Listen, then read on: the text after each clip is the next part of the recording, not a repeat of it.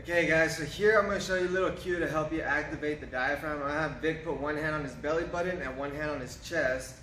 I'm going to ask him to take a big breath in here. Okay, and we can see that this top hand is moving first, right? So what you want to do is make this hand move first. So he's going to go ahead and take a big breath in again. And then exhale, okay? So now we're getting that diaphragm to open up. Okay, I know some of you are thinking like, hey dumbass, the lungs take in the oxygen and blah, blah.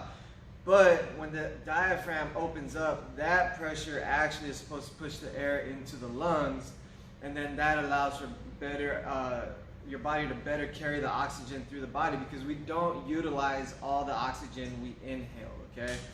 So one thing to keep in mind when it comes to that bad posture, you know, chest forward, head protruded here, is that the phrenic nerve starts from your 3rd, 4th, and 5th cervical vertebrae, okay? And then it goes down, and that nerve powers your diaphragm.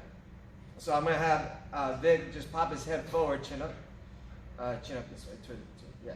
So if you can imagine all this tension, but standing upright with gravity pulling it down, all that's going to be bad for the neck. Go ahead and rest it down now. And it's going to end up interfering with that nerve function of the phrenic nerve to your diaphragm.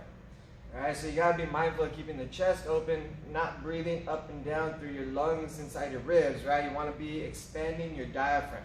So now I'm going to have Vic go face down here.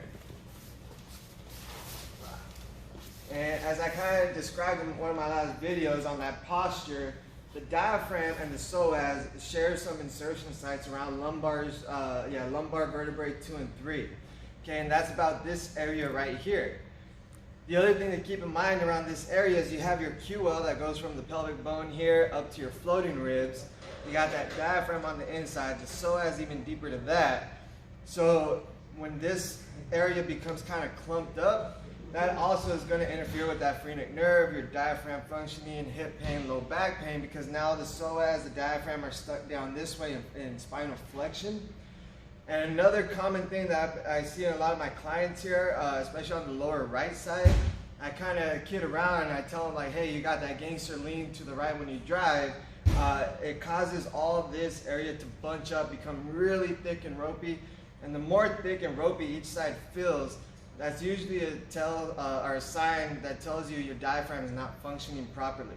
So even when you're here, if you can find a comfortable way to go face down, I'm going to have Vic breathe into my hands here. So big breath in, because your diaphragm is not just going to be into the belly button going forward. You actually want to completely expand your whole mid-core area.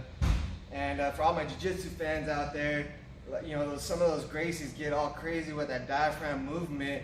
I'm not saying you have to get on that level, but I'm just saying all this should expand on your inhale during the diaphragm when you take a big breath in. And then when you exhale, then it just kind of releases. So that's just some things I wanted to point out with the relation between the phrenic nerve, bad posture in the neck, bad posture in your low back, or just sitting down in general.